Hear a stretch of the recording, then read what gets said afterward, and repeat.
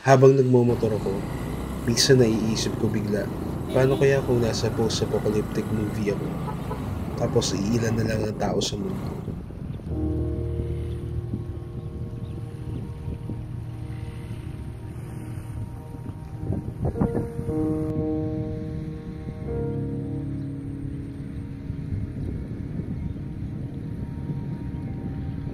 Or halimbawa, nasa zombie apocalypse movie ako. Tapos may weapon ako. Pumapasok ako sa mga bahay para mag-check ng mga supplies or para umiwas sa mga zombies.